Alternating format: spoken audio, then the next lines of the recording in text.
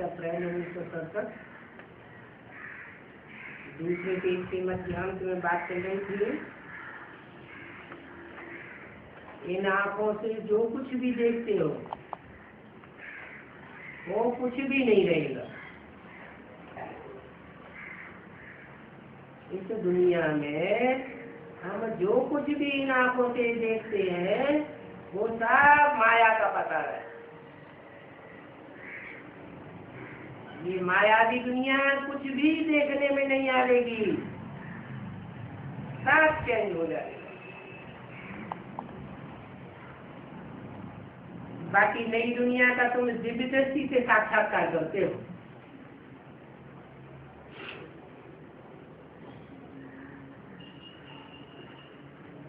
बच्चे जानते हैं, हम पढ़ते हैं नई दुनिया के लिए। ये ईश्वरीय पढ़ाई कोई इस दुनिया के लिए नहीं है।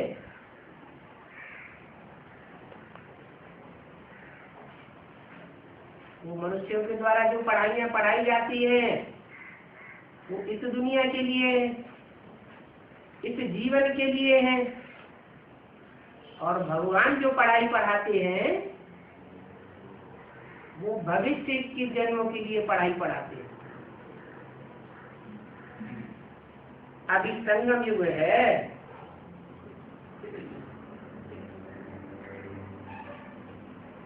कलयुग का अंत और सतयुग की आदि का समय है। इसलिए तुम जो करते हो उसकी प्रारब्ध तुमको नई दुनिया में मिलनी है। इस समय जो भी पुरुषार्थ करते हो उसकी कितनी बड़ी प्रारब्ध मिलनी है।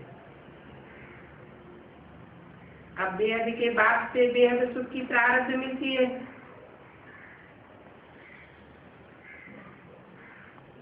तो बच्चों को पूरा पुरुषार्थ करके उछलना चाहिए। बात है श्री श्री अर्थात श्रेष्ठ से,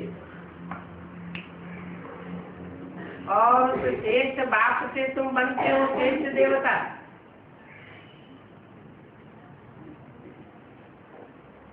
वो सदैव श्रेष्ठ है और तुम सदैव श्रेष्ठ नहीं रहते हो। बाप आकर तुमको अभी भ्रष्ट से श्रेष्ठ बनाते हैं, परंतु 84 जन्म लेते लेते तुम फिर से भ्रष्ट बन पड़ते हो। बाप कहते हैं मैं जन्म मरण के चक्र में नहीं आता हूं,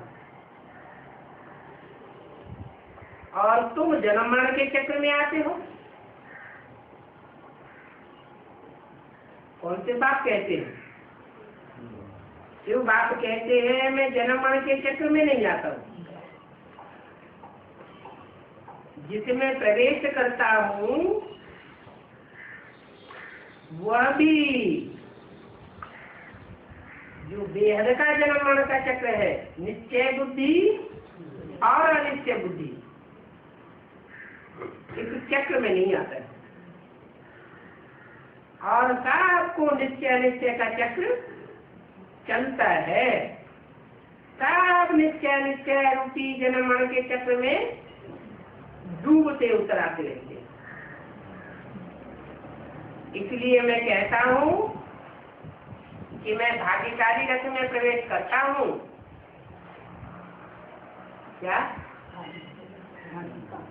भाग्यशाली रथ क्यों कहा? क्योंकि और जो भी रथधारी हैं वो सब जन्म मरण के चक्र में आते हैं, निश्चय अनिश्चय के चक्र में आते हैं। वह निश्चय अनिश्चय के चक्र में नहीं आते हैं।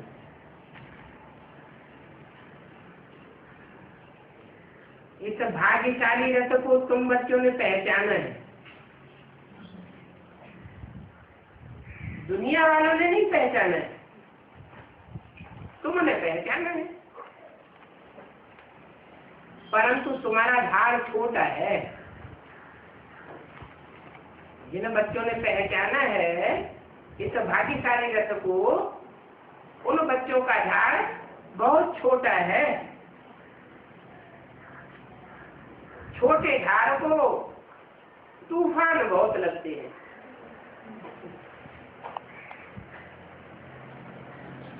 थोड़ा सा मायावी हवा का झोंका आया और झाड़ झूमने लगता है, बहुत पत्ते झड़ जाते हैं। देर फूल निकलते हैं, फिर तूफान लगने से गिर पड़ते हैं।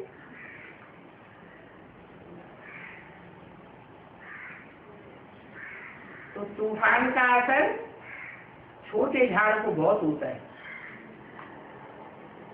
जब झाड़ बड़ा हो जाता है, जड़ें गहरी हो जाती है, तो तूफान का उतना असर नहीं होता। तूफान लगने से कितने गिर पड़ते हैं। कोई कोई अच्छी रीति फल लग जाते हैं, अच्छे अच्छे फल फलदायी बनते हैं, फिर भी माया के तूफान से गिर पड़ते हैं। तो माया का तूफान बहुत तेज है। उस तरफ है बाहुबल और तुम्हारी तरफ है योग बल।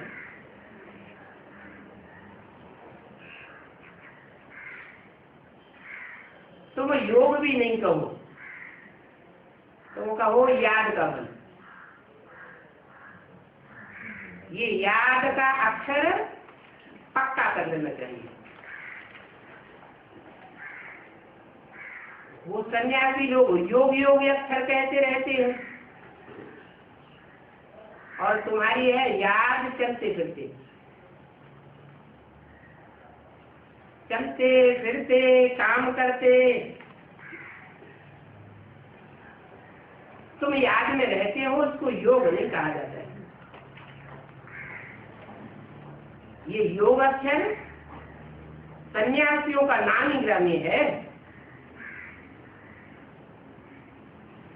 वो सन्यासी लोग तो अनेक प्रकार के योग सिखाते हैं और बात तो कितना सहज बताते हैं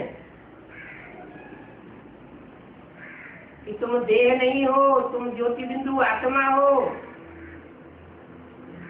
तुम ज्योति बिंदु बिंदु आत्माओं का बाप और परमात्मा वो भी ज्योति बिंदु है। आत्माओं का बाप परम पिता परमात्मा ज्योति बिंदु, आत्माएं आत्म की स्थिति में स्थित होकर उस ज्योति बिंदु बाप को याद करें। कितना सहज बताते, उठते बैठते चलते फिरते बाप को याद करना। तुम कर्म योगी हो, तुम कर्म को छोड़ने वाले नहीं हो। कर्म इंद्रियां हैं तो कर्म इंद्रियों से काम तो करना है, लेकिन बुद्धि योग एक बात की तरफ लगा रहे। जैसे आशिक मासूक सब कुछ करते हुए भी एक दो को याद करते हैं, तो तुम भी एक बात की याद में लगे रहो। एक की याद में रहेंगे तो पाप और पुण्य से बचे रहेंगे।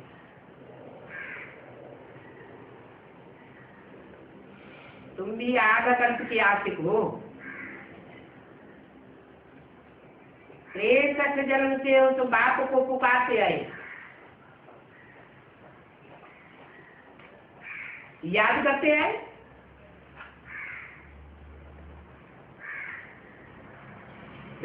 जन्मों में आधा कल्प से वो आया तो नहीं, अभी तो मैं आया हुआ हूं, तो कितना याद करना चाहिए। आगे तो तुम बच्चे आत्मा को भी नहीं जानते थे। कोई कहते हैं आत्मा हवा है, कोई कहते हैं आत्मा अवस्था निकल है, पक्का किसी को पता ही नहीं था। अभी बाप ने आकर के बताया कि तुम जो ये टीका लगाते हो, मस्तक में बिंदी लगाते हो, ये आत्मा की यादगार है। ये ज्योति बिंदु आत्मा प्रकृति में टिकी हुई है, टीका लगाने की बात नहीं है, आत्म की स्मृति में टिकने की बात है। इस स्मृति में टिकेंगे तो आत्मा का बाप परम पिता परमात्मा सहज याद आएगा। अभी तुमने आत्मा को भी जाना है, परम पिता परमात्मा को भी जाना है, तो अभी बाप आकर के तुमको रियलाइज कराते हैं। रियलाइज करो कि मैं देह हूं या आत्मा हूं। ये बहुत महीन बातें हैं, इनकी प्रैक्टिस करनी पड़ेगी। कैसे वो अवस्था बनती नहीं, आत्मिक स्थिति भूल जाती है। बाप कहते हैं 63 जन्म तुमने देह को याद किया, देह राजियों के साथ तुमने संबंध जोड़े, तो वो रग पक्की हो गई है। अभी क्या करना है? अभी ये आत्मिक स्थिति की प्रैक्टिस करनी है। एक जन्म में तुम ये प्रैक्टिस करके नर से नारायण जैसे बन जाते हो। मैं हर युग में नहीं आता हूं, हर जन्म में नहीं आता हूं, मैं सिर्फ एक पुरुषोत्तम संगम युग पर एक ही बार आता हूं, और एक ही बार आकर के सारी पतित दुनिया को पावन बनाता हूं। ये काम मनुष्य का नहीं है। मनुष्य मनुष्य को पढ़ाई पढ़ा करके देवता नहीं बना सकता। मनुष्यों की पढ़ाई से इंजीनियर बनेंगे, डॉक्टर बनेंगे, वकील बनेंगे, वो भी एक जन्म के लिए काम आवेगा। कोई जरूरी नहीं एक जन्म भी वो पढ़ाई काम आवे ना आवे, और मैं तो जो पढ़ाई पढ़ाता हूँ, जो राजयोग सिखाता हूँ, सहज ज्ञान योग सिखाता हूँ, उस सहज ज्ञान और राजयोग से तुम जन्म जन्मांतर के राजाएं बनते हो। नहीं तो बताओ, जो हिस्ट्री में इतने छोटे बड़े राजाएं हुए हैं, इनको राजाई करना किसने सिखाया? कब सिखाया? कोई ने तो सिखाया होगा, कोई टाइम पर तो सिखाया होगा। उनमें इतनी पावर कहाँ से आई जो इतनी संसद को उन्होंने कंट्रोल किया? कोई नहीं बता सकता। मैं बताता हूं कि मैं जब आता हूं तो तुमको राजयोग सिखाता हूं,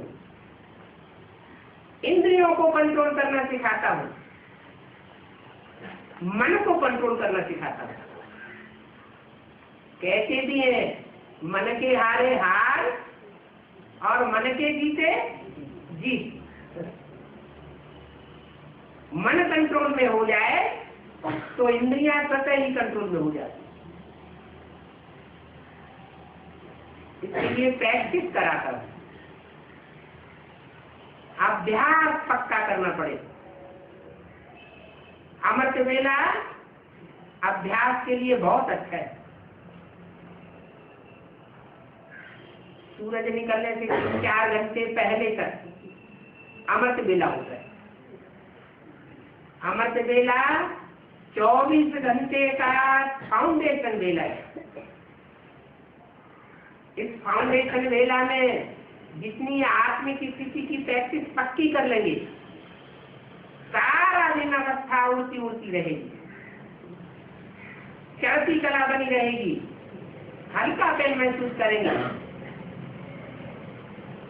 बाप की याद स्वतः आती रहेगी। छोटी छोटी परिस्थितियों में बच्चे घबराए जाते हैं, वो घबराहट पूरी नहीं होगी।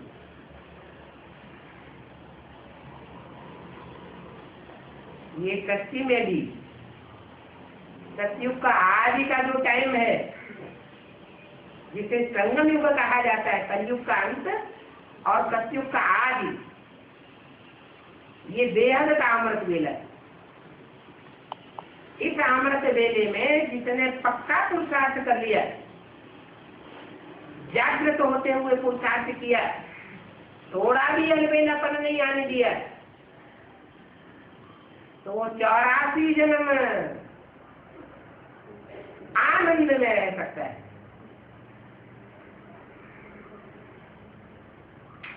इतनी पक्की याद होनी चाहिए। इसलिए कहते हैं गीता के अंतिम श्लोक में, स्मृति लब्धा नष्टो मोह। कैसे नष्ट मोह? देह और देह के संबंधों से नष्ट मोह। देह के जो भी पदार्थ हैं जो बहुत प्रिय होते हैं, उनसे नष्ट मोह। और बाप में मोह लग जाए, सारी प्राप्ति बाप से होती है। बाप जब संगम युग में आते हैं तो सारी जोड़ी बाप के हाथ में। अनेक जन्मों की प्राप्ति बाप से होती है।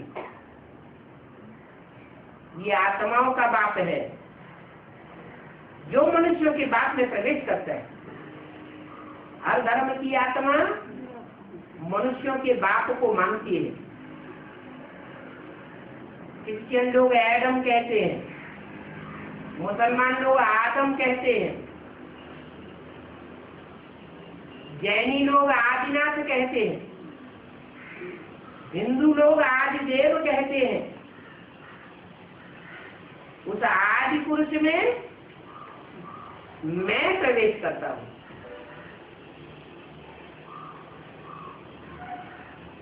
अंतर क्या है? जिसमें प्रवेश करता हूँ वो अनेक जन्म लेता है, और मैं जन्म मरण के चक्र में नहीं आता।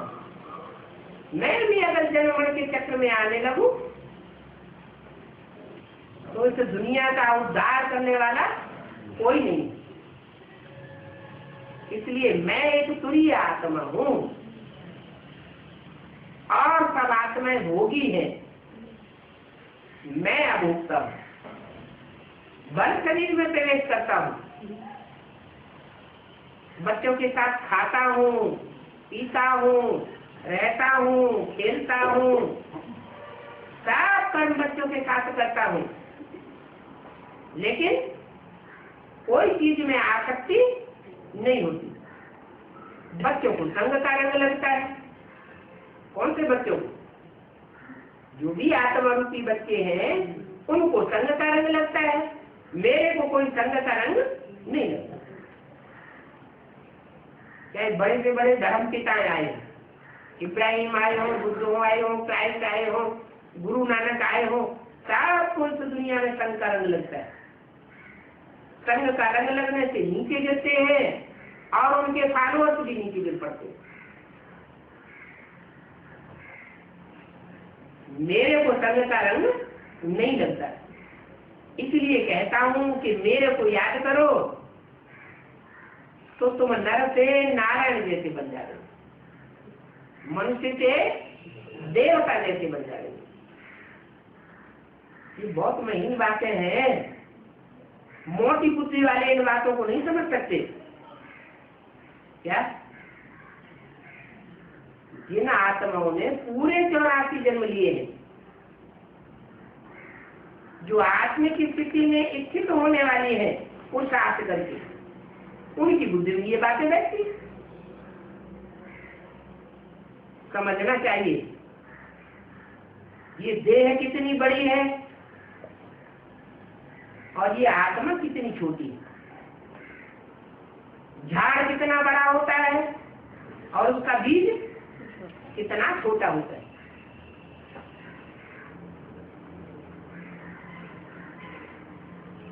हर एक बीज में अपना अपना संस्कार भरा हुआ होता है।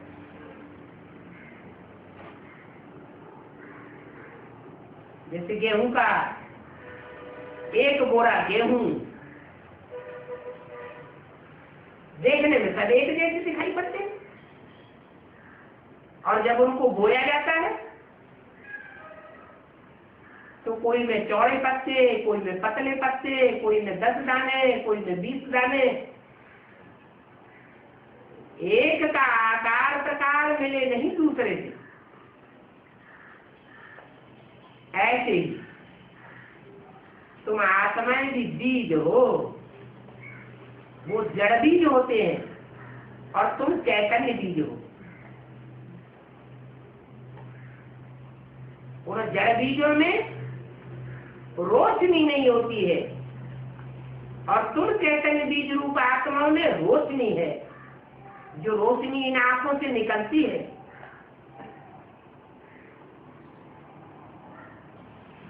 कोई की आंखों से बहुत तेज निकलता है तो समझा जाता है ये पावरफुल आत्मा है। अभी मैं पावर भरने के लिए आया हुआ हूं। जितना मेरे को याद करेंगे तुम पावरफुल बनते जाओगे। तो ये अविनाशी आत्मा कितनी छोटी है। ये आत्मा कभी विनाश होने वाली नहीं है। इसकी ज्योति उजियानी होती है, ज्योति कम होती है लेकिन नष्ट नहीं हो सकती। इस आत्मा में कितना पार्ट भरा हुआ है। 84 के चक्र का सारा पार्ट आत्मा में भरा हुआ है। कितना जन्म बाई जन्म पार्ट बजाती आती है और वो पार्ट विनाश भी नहीं हो सकता। जो भी जन्म बाई जन्म का पार्ट भरा हुआ है वो कभी विनाश नहीं होता है। न आत्मा विनाश होती, न उसमें भरा हुआ पाठ विनाश होता है। शास्त्रों में कोई ये बातें नहीं लिखी हुई। बात समझाते हैं, उन शास्त्रवादियों की है विपरीत बुद्धि।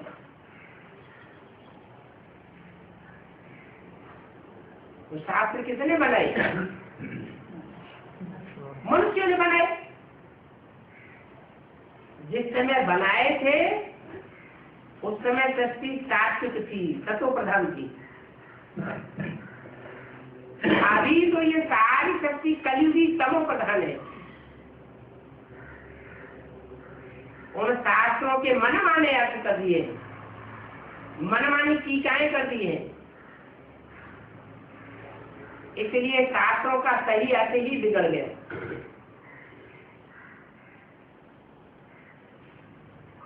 तो उन शास्त्रवादियों की है विपरीत बुद्धि।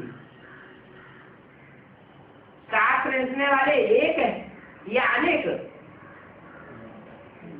शास्त्र लिखने वाले अनेक, अनेक प्रकार की बुद्धि से अनेक प्रकार के शास्त्र लिखे गए,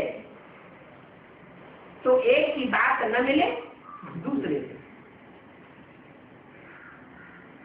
तो उन सबकी है बाप से विपरीत बुद्धि। विपरीत बुद्धि अर्थात दुश्मनी है। मनुष्य का गुरु बन करके मनुष्यों को नीचे गिराता है। भगवान आते हैं तो मनुष्य को देवता बनाते हैं। इस नरक की दुनिया को स्वर्ग बनाने का काम कोई मनुष्य मात्र नहीं कर सकता। कोई भी बड़े से बड़े क्यों न हुए हो, बड़ी बड़ी महिमा वाले क्यों न हुए हो, दुनिया की बड़ी सी बड़ी जनरेशन के मुखिया बनकर के क्यों न रहे हो, जैसे क्राइस्ट है। क्राइस्ट के 100-150 करोड़ तो ऊपर से ऊपर फॉलोअर्स है। वो क्राइस्ट भी, जिसके इतने बड़ी तादाद में दुनिया में फॉलोअर्स हैं,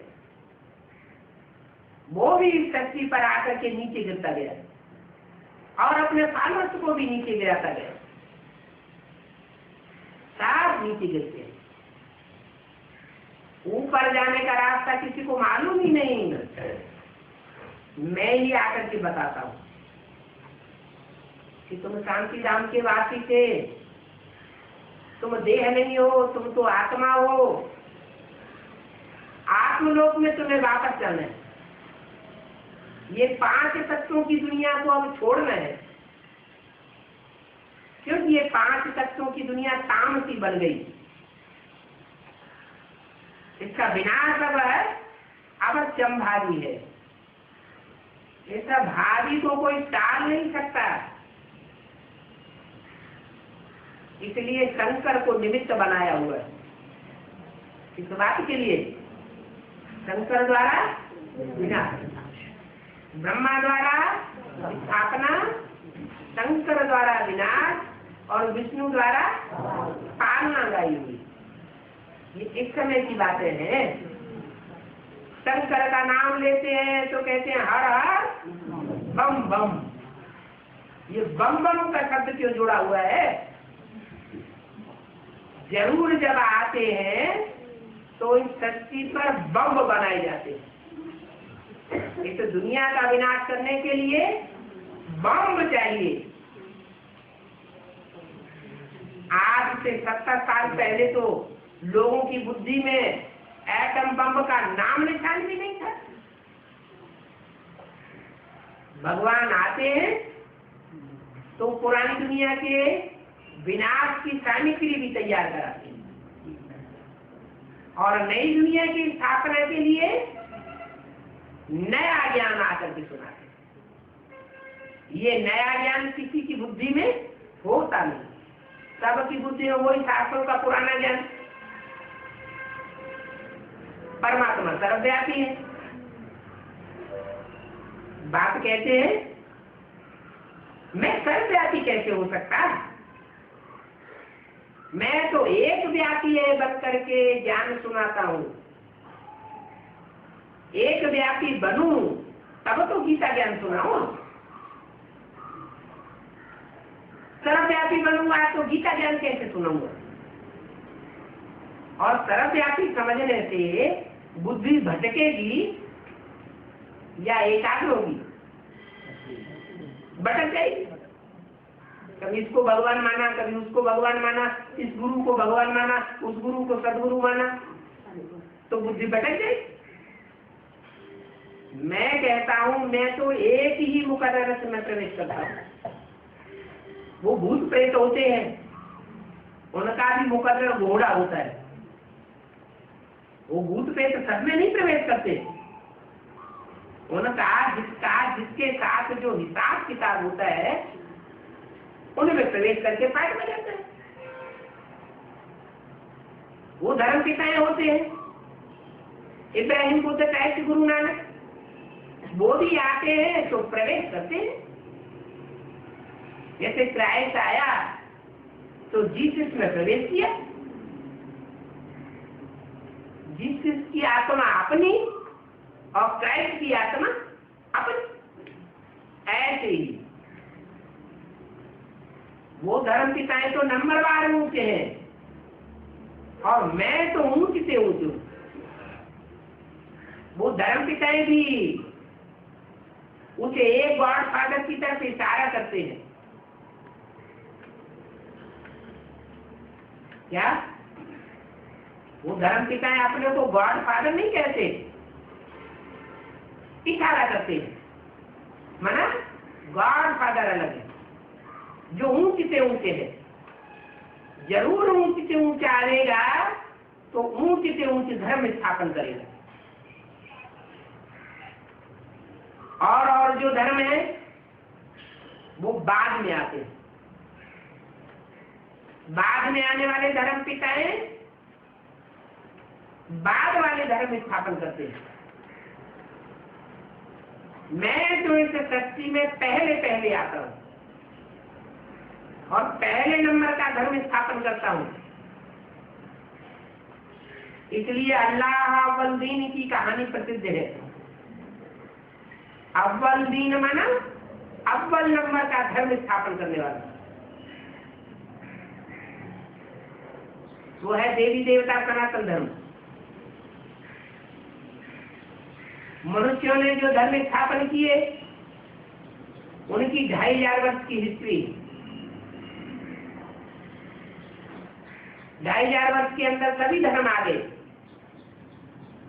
इब्राहिम आया, बुद्ध आया, क्राइस्ट आया,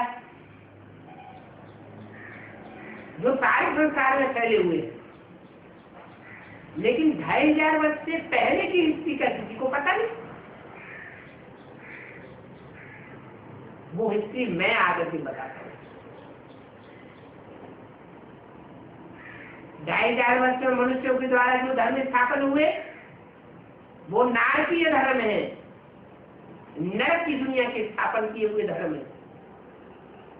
मैं जो आज सनातन धर्म स्थापन करता हूं वो स्वर्ग की दुनिया का धर्म है। स्वर्ग का धर्म क्यों कहा जाता है? नाम ही है स्वर्ग।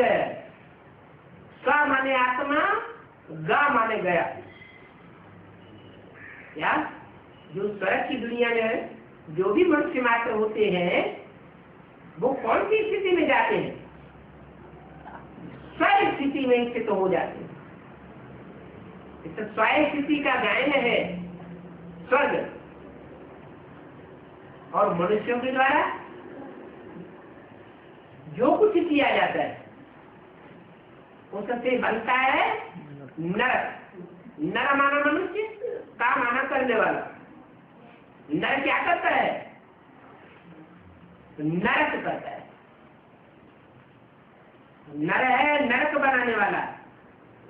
और वही नर जब स्वयं स्थिति में स्थित हो जाता है तो स्वर्ग बनाने वाला बन जाता है। तो स्वयं स्थिति से है स्वर्ग और परिस्थिति से है नरक। पर है शरीर, देह, आत्मा है स्वर। तो आत्मा को पहचानना और आत्म की स्थिति में स्थित होना। मोटी बुद्धि वाले इन बातों को नहीं समझेंगे। बात समझाते हैं कि तुम्हारी है प्रीति बुद्धि, अर्थात बाप से प्यार है। जिसको जिससे प्यार होता है वो उसके नजदीक पहुंच जाता है। तो प्रीति और विपरीति, ये दो प्रकार की बुद्धि है, प्रीति बुद्धि और विपरीत बुद्धि। जो परमात्मा बाप से प्रीति बुद्धि बनते हैं उनकी विजय हो जाती है, और जो विपरीत बुद्धि बनते हैं उनकी हार हो जाती है। जिनकी जीत होती है वो जीते जी स्वर्ग में जाते हैं, और जिनकी हार होती है उनको इस दुनिया से शरीर छोड़ करके वापस घर जाना पड़ता है। उनके जन्म भी कम हो जाते हैं। जो प्रीति बुद्धि बनते हैं वो सत्य रूपी रंगमंच पर ऑलराउंड पार्ट बजाते हैं। जो विपरीत बुद्धि बनते हैं वो ऑलराउंड पार्ट नहीं बजाते। इस प्रीति बुद्धि और विपरीत बुद्धि का अर्थ भी कोई नहीं समझ सकते। कोई से पूछो, विनाश काले प्रीति बुद्धि विजयते और विनाश काले विपरीत बुद्धि विनश्यते, ये कैसे साबित होगा? एक भी साधु संत आदि समझा नहीं सकेंगे किसके साथ प्रीति बुद्धि और किसके साथ विपरीत बुद्धि। तुम्हारी बुद्धि में तो आ गया क्या? जिस मुकर्रर रथ में परमात्मा बाप एक व्यापी बनकर के पाठ बजाते हैं उसके साथ प्रीति बुद्धि तो विजय, और अगर उसके साथ विपरीत बुद्धि तो विजय है। ये अभी प्रैक्टिकल आंखों से देखेंगे। क्या देखेंगे? एक के साथ जिनकी प्रीति बुद्धि उनकी संसार में विजय हो जाएगी, उनको पांडव कहा जाता है।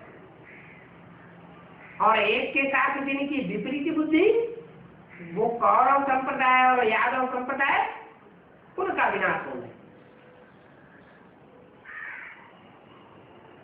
बाप से प्रीति रखने में बड़ी मेहनत है। क्या माया से प्रीति रखने में मेहनत नहीं है? माया को मौसी का घर बताया। बच्चे रूठ जाते हैं तो झट से मौसी के घर में पहुंच जाते हैं। बाप की प्रीति कोई मौसी का घर नहीं है। तुम बच्चों को बहुत मेहनत करनी पड़ती है। क्या तुम बाप से प्रीति बुद्धि बनने की मेहनत करते हो, माया भाई लोरा डाल देती है, मायावी रूप बन करके सामने आ जाती है, अनेक रूप धारण करती है, तुम्हारी बुद्धि को विचलित कर देती है। तो बाप तो बहुत आसान ज्ञान सुनाते हैं। जो श्रीमत पर चलते हैं उनके लिए आसान हो जाता है, और जो मनमत पर चलते हैं या मनुष्य की मत पर चलते हैं उनके लिए कठिन हो जाता है। ये 84 जन्मों का चक्र है जो तुम्हारी बुद्धि में बैठाता हूं। बाकी विनाशकारी प्रीति बुद्धि और विपरीत बुद्धि ये तो याद के लिए कहा जाता है। जो प्रीति बुद्धि होंगे उनको याद ज्यादा आवेगी, जो विपरीत बुद्धि होंगे उनको याद नहीं आवेगी। दुनिया में भी किसी से प्यार हो जाता है, प्रीति हो जाती है, तो ऑटोमेटिक उसकी याद आती है। और किसी से दुश्मनी हो जाती है तो अगर याद आती भी हो तो उसको बुलाना चाहिए, न याद आए तो अच्छा है। यहाँ भी ऐसे होता है, जिनकी प्रीति बुद्धि है उनको ऑटोमेटिक याद आता है, और जिनकी विपरीत बुद्धि है वो याद करना चाहे तो भी उनको याद नहीं आता। तो याद अच्छी चीज है, उसको प्रीति बुद्धि कहा जाता है। और प्रीति भी कैसी चाहिए? अब विचारी प्रीति चाहिए, माने एक के साथ प्रीति चाहिए, अनेकों के साथ प्रीति चल नहीं सकती। अपने से पूछना है, हम एक बाबा को कहाँ तक याद करते हैं?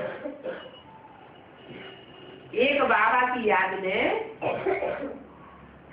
कोई दूसरे की याद तो नहीं मिस होती। अगर मिस होती है तो उसको बेविचारी याद रहेगी। ये भी समझते हैं कि बाप से प्रीति रखते रखते हमारी कर्मातीत अवस्था हो जाएगी, दूसरा कोई उपाय नहीं। कर्मातीत अवस्था होगी और ये शरीर छूट जाएगा, फिर लड़ाई लग जाएगी। अरे शरीर छूटेगा फिर लड़ाई लगेगी, तो शरीर छूटने के बाद हमें लड़ाई से क्या लेना देना? शरीर छूटेगा माना ये देह का लगन ममत्व छूट जाएगा। जैसे ही हमारा पुरुषार्थ करते करते प्रीति बुद्धि बनते बनते हमारा देह से लगाव छूटेगा और दुनिया में लड़ाई लग जाएगी। तो जितना बाप से स्थिति होगी उतना तमो प्रधान से सतो प्रधान बन जाएंगे। जब तुम सतो प्रधान बन जाएंगे तो तुम्हारी कोई से लड़ाई नहीं होने वाली। पांडव कोई से लड़ाई नहीं लड़ते। क्या? यादव और कौरव बाहुबली होते हैं, इसलिए वो लड़ाई लड़ते हैं। तुम्हारे तो योग बल है, योग बल अर्थात प्रीति बल। तुम तो एक बाप को प्यार करने वाले हो, तो बाप आकर के कोई हिंसक युद्ध नहीं कराते। यहाँ तो एक ही इंसान है और वो एक इंसान एक ही समय होगा। क्या इंसान है? यहाँ इंसान कौन सा है? इस बात की परीक्षा है? वही प्रीति बुद्धि और विपरीत बुद्धि।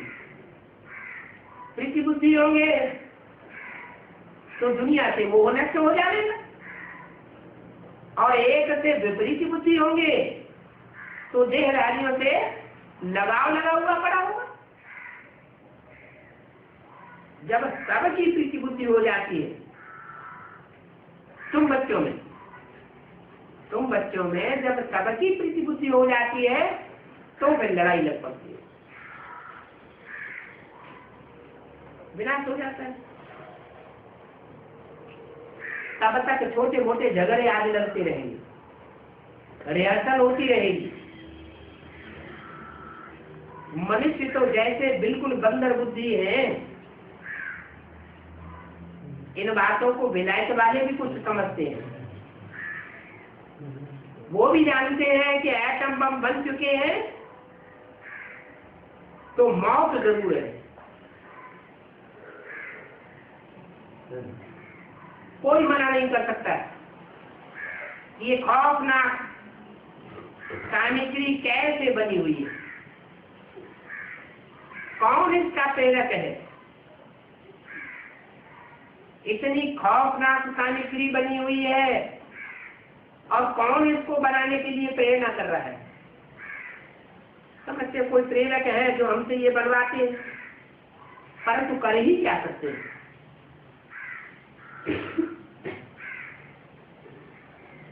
मजबूर हैं, वो भी ड्रामा के बंधन में बांधे हुए हैं। ऐसी खतरनाक सामग्री बनाने के लिए अपने साइंस के बल से अपने ही कुल की मौत लाते। शास्त्रों ने उनका नाम दिया है यादव। कहते यादवों के पेट से लोहे के मूसल निकले और उन मूसलों से उन्होंने आपस में लड़कर के अपने कुल का संहार कर दिया। अब ये लोहे के कोई मूसल नहीं है, ये तो मिसाइल से है, जिन मिसाइल से सारी दुनिया खलास होनी। ड्रामानुसार ये विनाश जरूर होना है। बच्चे कहते हैं बाबा हमको पावन दुनिया में ले जाओ, तो कोई बच्चों के शरीरों को थोड़े ले जा रही। बाप किसका बाप है? शरीरों का बाप है या आत्माओं का बाप है? तो जो आत्म की स्थिति में बने होंगे पक्के, उनको ले जा रही। बाकी सबके शरीर खलास हो जाएंगे। आत्म की स्थिति में जो पक्के होंगे वो इस दुनिया में रहते हुए भी इस देह और देह के संबंधों से परे बन जाएंगे, फरिश्ता बन जाएंगे। फर्श की दुनिया वालों से उनका रिश्ता टूट जाएगा। तो मैं शरीरों को नहीं ले जाऊंगा, माना देह अभिमानियों को मैं नहीं खींचूंगा। मैं किसको खींचूंगा? जिन्होंने आत्म की स्थिति प्रैक्टिस की है। बाप तो कालों का काल है, क्या उसको कहा जाता है महाकाल। काल मानो समय, सतयुग त्रेता द्वापर कलयुग, ये काल के नाम है। सतो प्रधान काल सतयुग, सतो सामान्य काल त्रेता युग, रजो प्रधान काल द्वापर युग और तमो प्रधान काल कलयुग। लेकिन इन सब कालों से बड़ा काल महाकाल, वो संगम युग में ही आता है। संगम युग में आता है और सारी दुनिया को काल खा जाता है। कालों का काल महाकाल, अकाल मूर्त कहा जाता है। तो बाप तो कालों का काल है, इन बातों को कोई जानते नहीं है। मनुष्य तो बिल्कुल जैसे एक्ट बन गए। गाया हुआ है कि मरुआ मौत मरु का शिकार।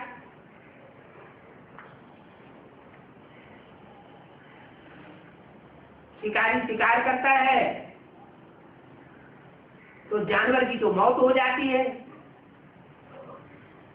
और जो शिकारी है उसको शिकार मिल जाता है। तो किसको घाटा हुआ और किसको फायदा हुआ? शिकारी को फायदा हुआ और जानवर को घाटा हो गया। तो ऐसे ही ये सारी दुनिया जो हाय हाय करके शरीर छोड़ेगी, अंत मते तो उसकी गते बनेगी। ये तुम्हारे लिए हो रहा है क्या? ये नई दुनिया में तुम जावेंगे और वो इस दुनिया को छोड़ करके शांति धाम में जाकर के शांत से बैठेंगे। उनके अनेक जन्मों का सुख का विनाश हो जाएगा और तुम्हारे अनेक जन्मों के सुख का संवर्धन हो जाएगा। तो दुनिया वाले तो समझते हैं कि शांति हो जाए, शांति सम्मेलन करते रहते हैं,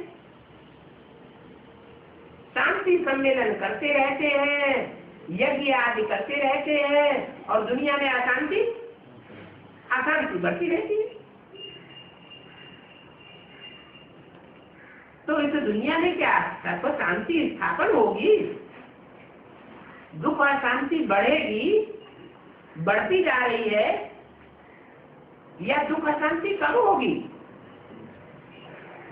अति को पालेगी, अति होगी और अंत हो जाएगा।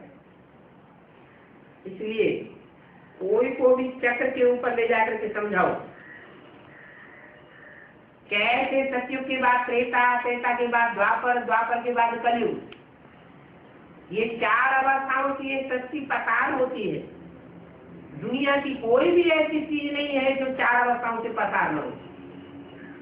जैसे मनुष्य का जीवन है, बचपन कितना अच्छा होता है सर्वप्रथम, तो जवानी आती है, फिर वानप्रस्थ अवस्था आती है और फिर अंत में बुढ़ापा आ जाता है। बुढ़ापे में इंद्रियों में शिथिलता आती है, इंद्रियों में शक्ति नहीं रहती, मन बुद्धि में ताकत नहीं रहती, सुख भोगने की भी दम नहीं है, तो कैसे बूढ़ा हो गया। ऐसे ये सच्ची भी कलयुग के अंत में बूढ़ी हो चुकी है। इसमें सुख काग विस्ता समान है। सुख सुख नहीं है, सुख थोड़ा है और दुख लंबे समय का है। तो चक्र पर समझाना चाहिए कि अभी कलयुग का अंत है, सतयुग का आदि होने वाला है। अति होगी दुख और अशांति की, और अति के बाद ये कलयुग खलास हो जाएगा, पाप की दुनिया खलास हो जाएगी। अभी पापों की अति होने वाली है। तो पाप आत्माएं हैं, वो पापों की अति करेंगी, अति के बाद फिर अंत हो जाएगा। तो ये चक्र का ज्ञान है। बताओ कि कलयुग के अंत में सब मुक्ति धाम में वापस जाएंगे। पहले मुक्ति धाम में जाएंगे, फिर सुख धाम में आएंगे। अभी स्वर्ग के गेट खुल रहे हैं। बाबा ने कहा है इस पर भी चित्र छपाओ। Gateway to Shanti Dham, gateway to Sukh Dham. क्या gateway to heaven is Mahabharat. ये महाभारत ग्रह युद्ध स्वर्ग के गेट खोलेगा। ये सत्य असत्य का युद्ध है।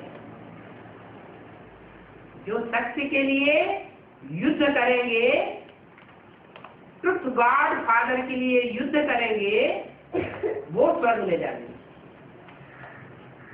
और जो असत्य के पाले में रहेंगे, वो नरक में जाएंगे। ये दुखधाम है। परंतु जो बंदर बुद्धि लोग हैं, वो इस दुखधाम को भी स्वर्ग बनाना चाहते हैं।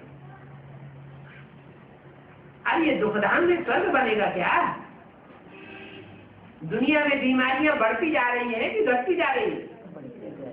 कितने हॉस्पिटल खुलते चले जा रहे हैं, हॉस्पिटल खुलते चले जा रहे हैं, डॉक्टर बढ़ते चले जा रहे हैं, नई नई दवाइयां इजाद होती जा रही हैं, वैज्ञानिक शोधें बढ़ती चली जा रही हैं, और दुख दर्दों से, बीमारियों से मनुष्यों का दुख बढ़ता चला जाए।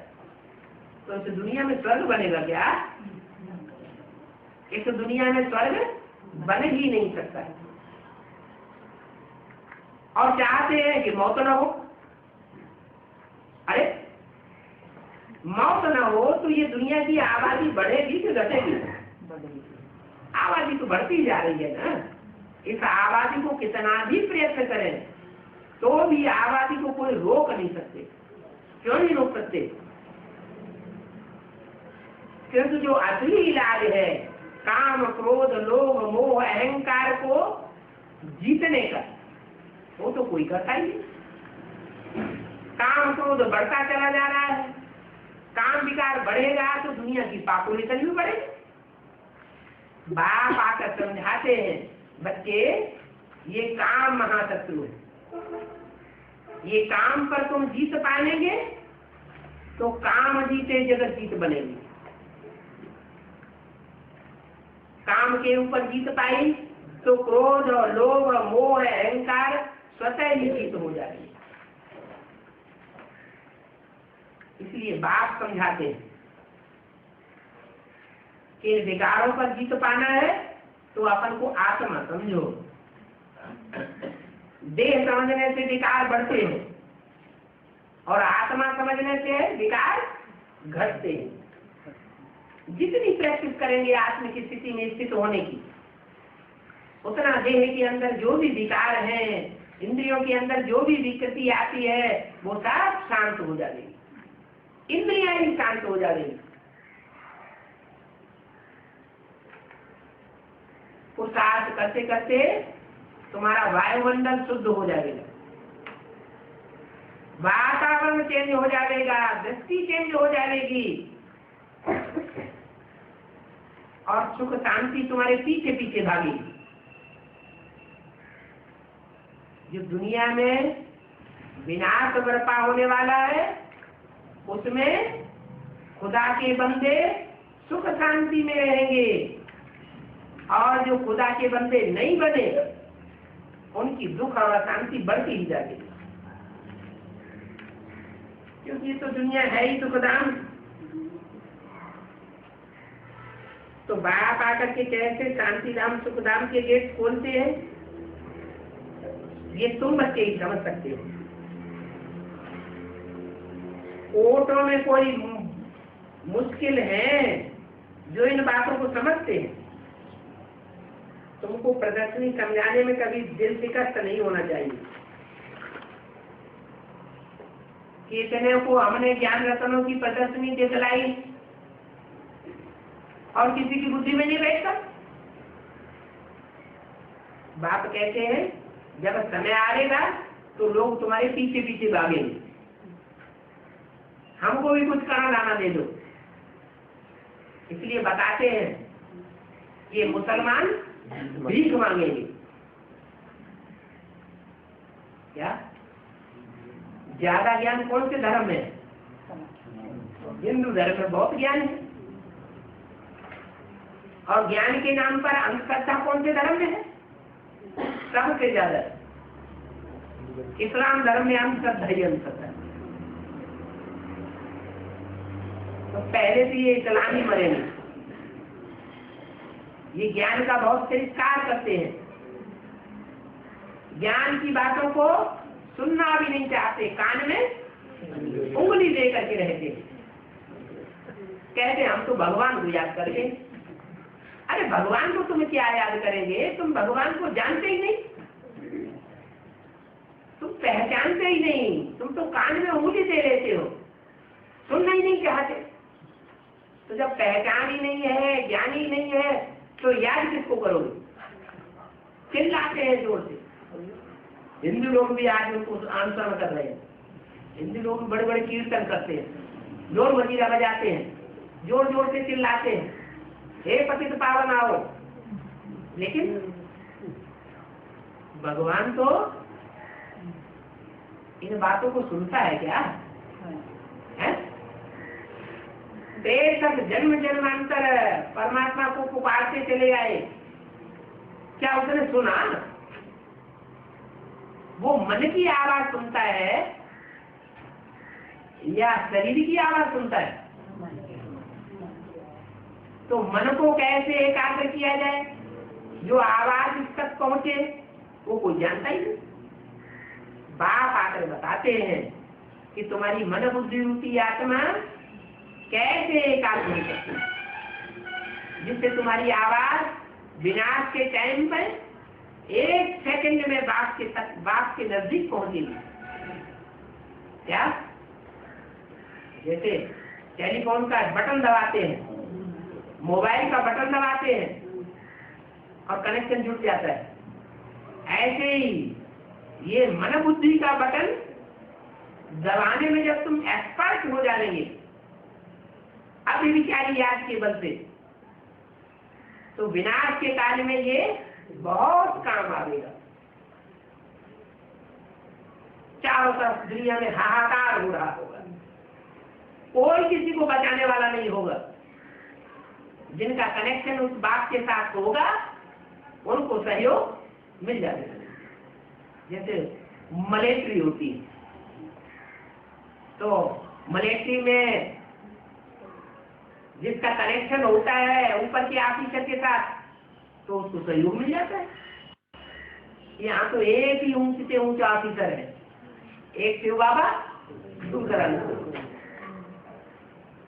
जो आकर के ऐसा धर्म स्थापन करते हैं जहाँ दुनिया में एक ही धर्म होगा, एक ही राशि होगा, एक ही मत होगा, एक ही जाति होगी, एक ही वंश होगा। तो किस आधार पर होगा? एक को याद करने वाले जो होंगे उस आधार पर होगा। ओम शांति।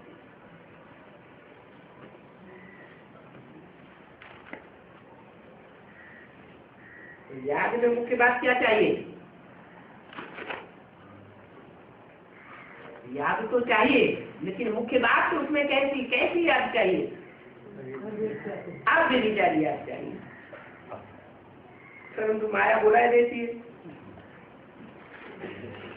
मेहनत के बगैर विश्व के मालिक थोड़े बनेंगे। पूरा पुरुषार्थ करना चाहिए। हम एक बात को याद करेंगे, कोई दूसरे को याद नहीं करेंगे। हम सुखधाम के मालिक बनेंगे, चक्कर लगाकर तमो प्रधान बने, फिर बाप को याद करके सतो प्रधान बनेंगे।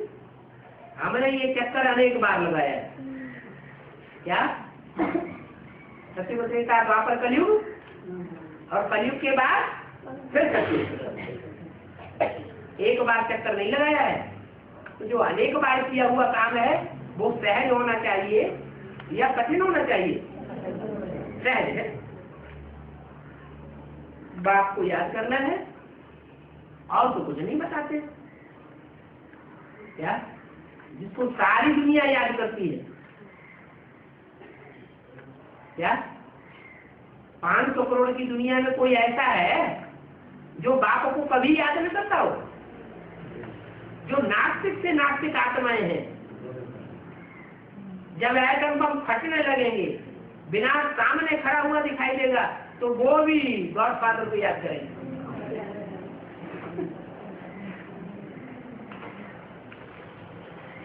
तो